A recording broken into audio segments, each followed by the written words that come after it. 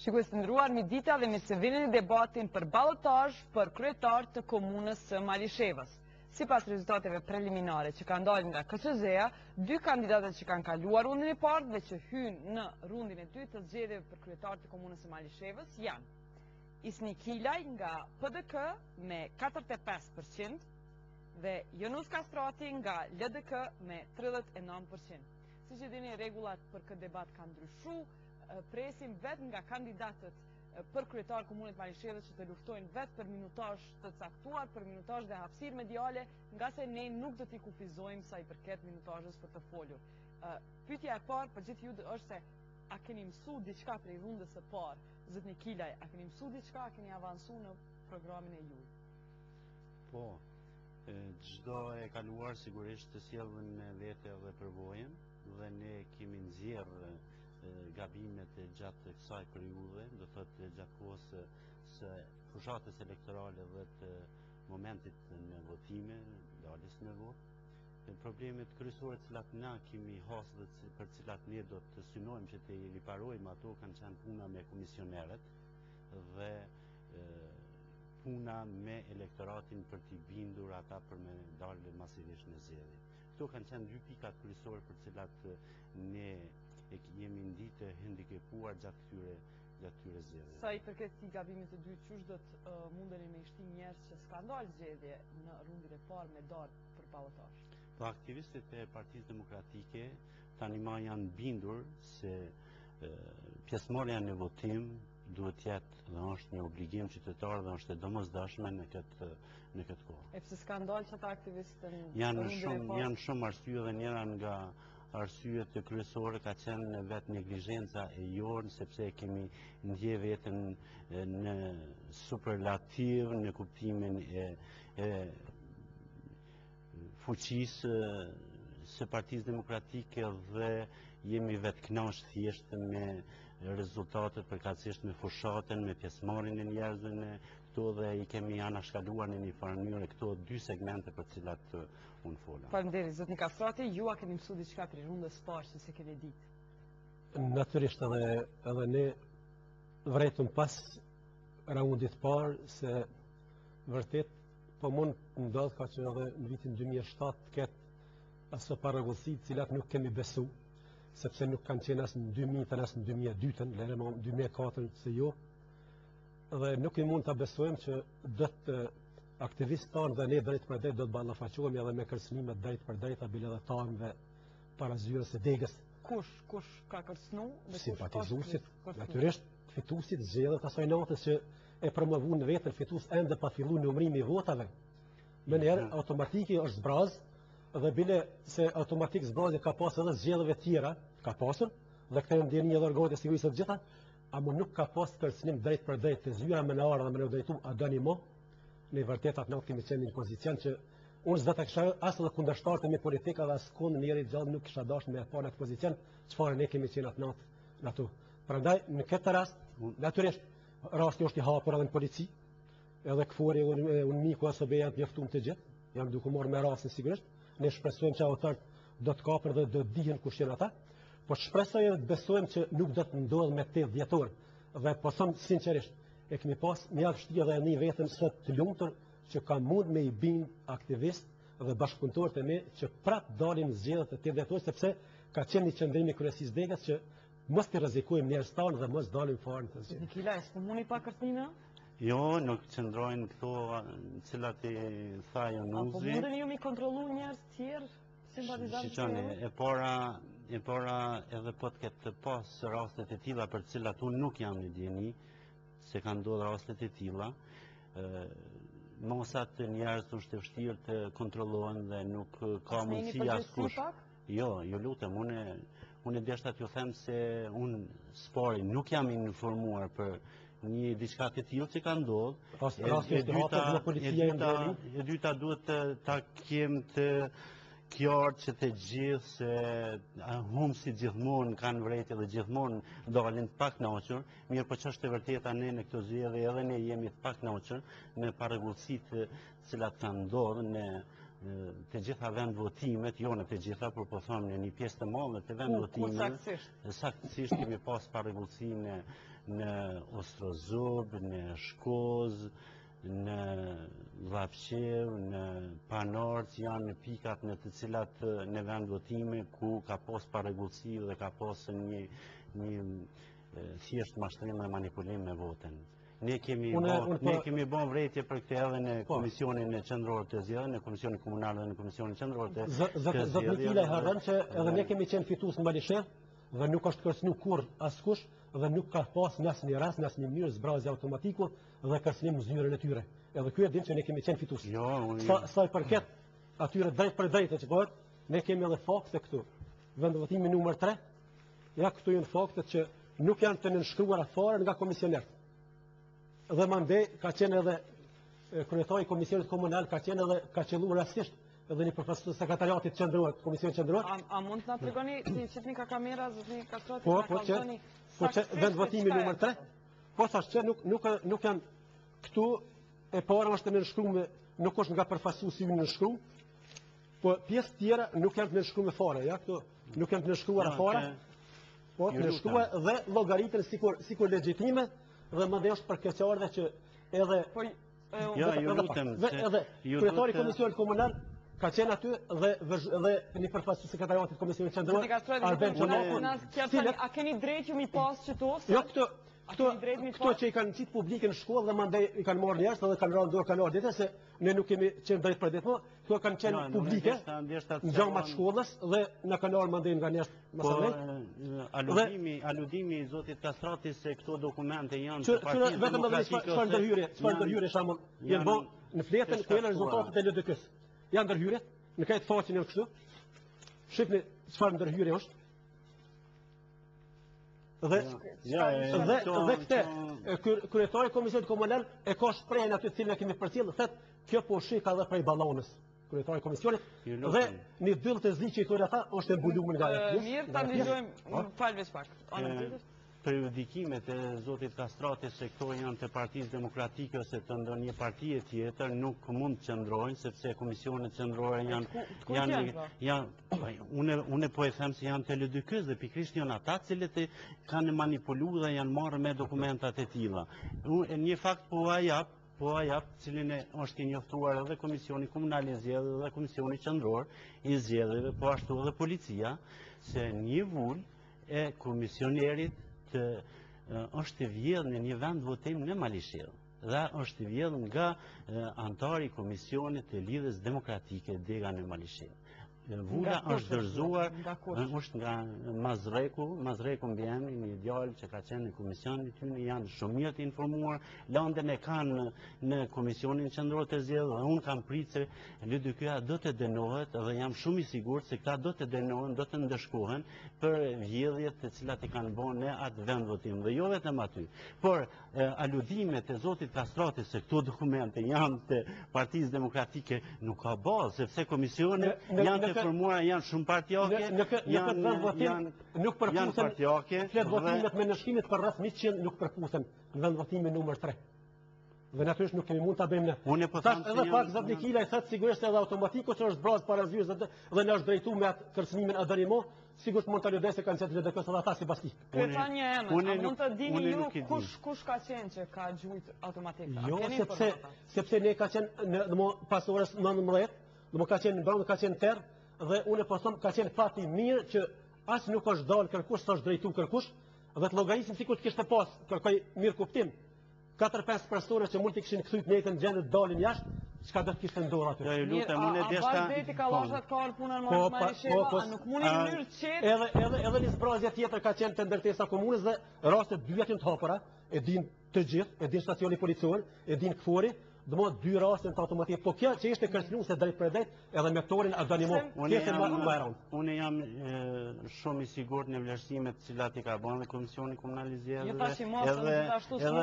Edhe OSB-ja dhe të tjerët se zgjedhjet e megjithatë në aspektin e qetësisë, të mbarvajtjes dhe të një kulture demokratike ka qenë edhe në Malishevë dhe kudo tjetër në Kosovë. Dhe ju nuk keni pas rastin, jam shumë i sigurt që ju si televizion apo si gazetare punëtuese nuk keni pas mundësi të gjeni një vend, një gazeta, në mjetet informimit se orgjujt me kallash në Malishevë. Unë për atë po ndëgjoj. Te do ta thojë policia, do ta thojë rastin dhe do të bindet vetë që do ta ushtrosi hapun në fakt. Rasti është hapur. Për rrugën të dytë, a mund të miremi vesh pa kallasha? Spodima ka pas ajo, a mund të miremi vesh pa dhunë? Ne nuk jemi të sigurt që s'kemi pas kallasha dhe askush nuk ka gjujt. Jo, ka pas. Të bëjmë një bekim pa dhunë. Jo, po nuk kanë qëndru. Po jo, rastet e tilla. Ne nga ona jonë kemi respektu rregullat demokratike. Nuk do të, sigurisht se nuk do të ketë, jam shumë i sigurt që nuk do të ketë. Ndërsa ne do të kërkojmë nga policia që ka qenë për rastin Deni dhe ka qenë zyrën tonë, do të kërkojmë masa shtesë për natën e 8 dhjetorit. Por dhunë s'do të përdorë, s'do të shkoni ju mu kërcënu. Absolutisht kemi përdorë kur.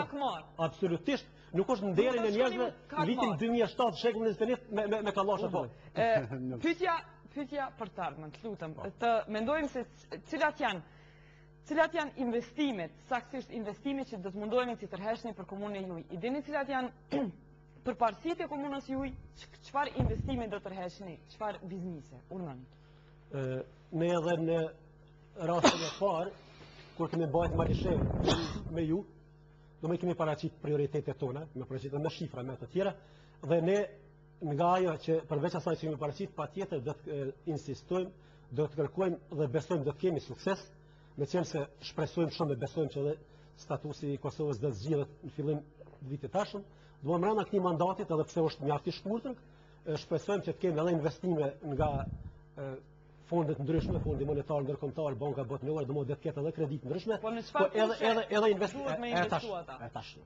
Natyrisht, në këtë natyrisht duhet pa edhe interesin e tyre paraprakisht, duhet pa edhe interesin e tyre, por që ne do të jemi të gatshëm mandej me ofru. E çfarë është interesi juaj? Me kështu, interesi jonë është shembull shtëpia e kulturës, e cila është rast eklatant që komuna Malishevës nuk ka mund të asigurojë lokalin dhe një vit e gjysmë pret projekti i ndërkombëtar për një shtëpi të mirë të kulturës Malishevë dhe nuk është gjetë një lokal ta zonë 10 ose 20-ari, ndërsa në anën tjetër janë gjetë me hektar tonë nga komuna jo është dhonë.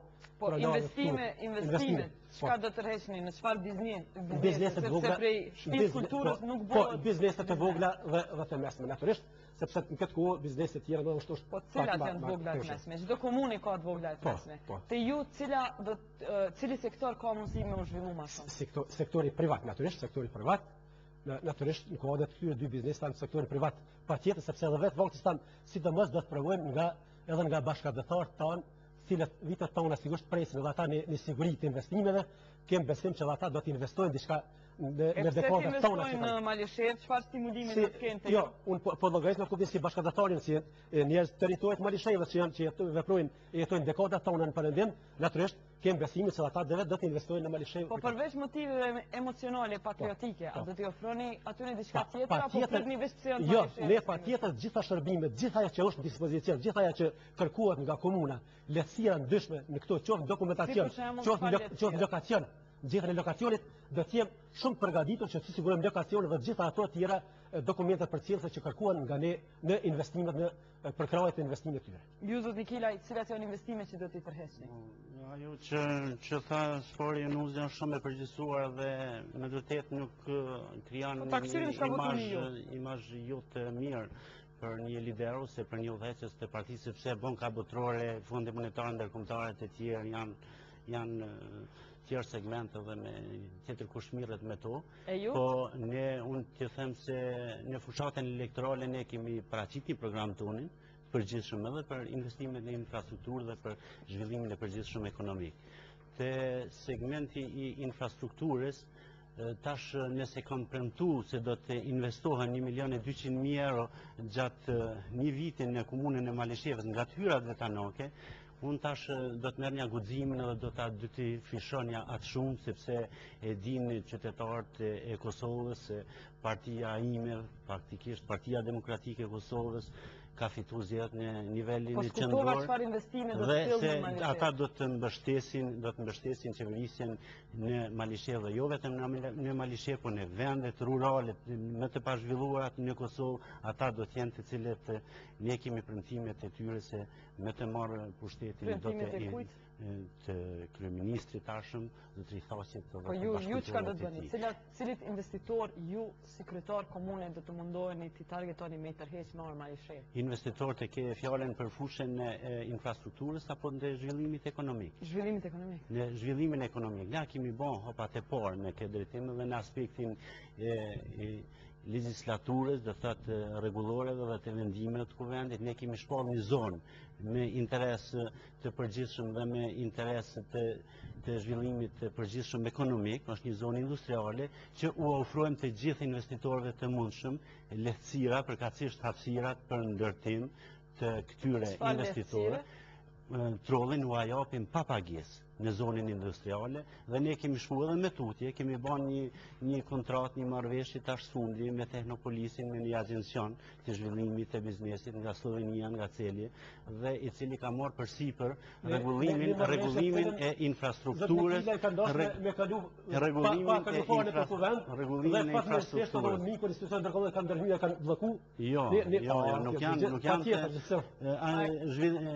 zhvillimin ekonomik, nuk qëndrojnë, po zhvillimin ekonomik, jo unmiku, po nuk ka asnjë logjike në njeri që do të mund ta stopon të se tjetë interesim. Sepse ka ndoshtë edhe njerë, komunat japë trollë për më të 9 vjetë, gjatë dhejtë cilë nuk e ka, tash e ka vetëm për 10 vjetë, dhe ka ndoshtë ta shfrytëzojnë këtë kohë, dhe ta bojnë marrëveshjen për më të 9 vjetë, por faktikisht nuk kanë mujt. Unë e kuptoj Januzin se me vërtet nuk është ndjenjit e saj, apo nuk ose nuk don me kuptu, sepse Technopolisi i Celjes, ashtu siç ka bën me shtimin, në të njëjtën vijë ka ardhur dhe ka nënshkruar një kontratë për të investuar në rregullimin e infrastrukturës.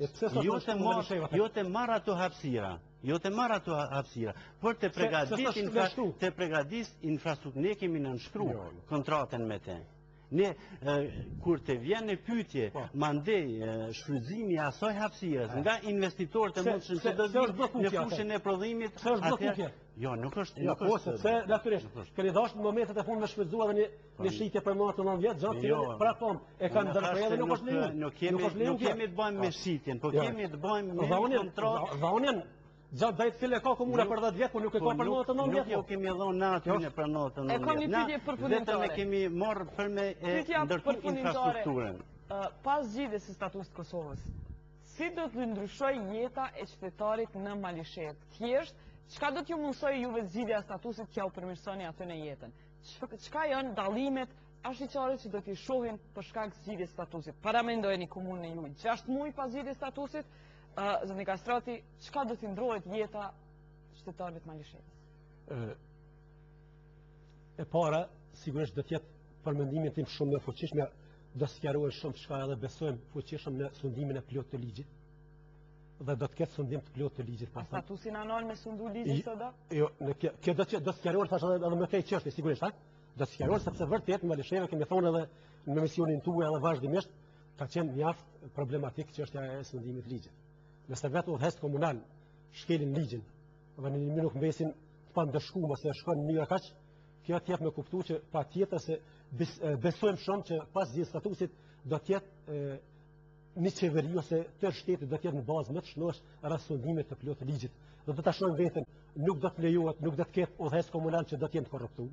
Nuk do të udhëheqës komunal që do të shkelin ligjin dhe do të dënohen nga gjykata. Ky statusi do ta mundsoj këtë? Do ta luftoj korrupsionin statusi? Jo, unë thash do të jetë një forcim më i fortë, natyrisht ligjet do të funksionojnë, shteti do të funksionojë ndryshe nga kjo që ishim deri tash, ne do të besojmë fuqishëm që do të jetë një shtet më i fortë në sundimin e ligjit. Kjo do të bie, nëse jo pas 6 muaj s'po them, po do të shihen me gjëra të mira, do të shihen pas 6 muaj, por ne kemi besim plot që brenda 2 vjetë patjetër qytetari do ta sheh që vërtet ligjin Malishevë do të fundoj ashtu si duhet. Faleminderit ju zot Nikilaj. Edhe unë jam dakord me një pjesë të asaj që tha zoti Januzi, sepse edhe unë shpresoj, jo vetëm shpresoj, po jam shumë i bindur se me qeverisjen e re do të vendoset me të vërtet një legjislaturë e fuqishme e një shteti modern. Po tash ka mungesë ligjeve, ka mungesë të implementimit ligjeve. Ka mungesë edhe të ligje dhe të implementimit përkatësisht të interpretimit, sepse ka dualizëm dhe interpretim të shumë fish të ligjeve në varësisht nga ministri që ka qenë në një qeveri, në një ministri, apo nga sektorët të ndryshëm të saj. Ka zamë Ministria e Arsimit ka ligje të ndryshme që mund të interpretohen në forma të ndryshme, nivelli lokal interpreton në mënyra të ndryshme, a nivelli qendror në mënyra të ndryshme e kështu me radhë. Po edhe unë po shpresoj se me të vërtetë do të kemi një kushtetutë të vendit, do të kemi një ligj mbi vetë administrimin lokal, që hopat e parë janë bërë me këtë rregullore të UNMIK-ut që është nxjerrë mbi kompetencat, që është nxjerrë mbi niveli lokal me pushtetin qendror kur pushteti është i partisë tjetër. Jo sikur këta deri tash. Unë këta deshta ta potencoj sepse ne gjatë kësaj periudhës të qeverisë që kemi qenë në nivelin opozitë me nivelin qendror, me vërtet kemi qenë jo vetëm të pandihmuar, por kemi qenë edhe të penguar në kryerjen e punëve. Jo, unë po shpresoj kanë marrë dhe kur ka qenë mandej respektimi i ligjit, nuk kanë respektuar. Unë ka konvenuar kanë përfil, kur s'u ka konvenuar.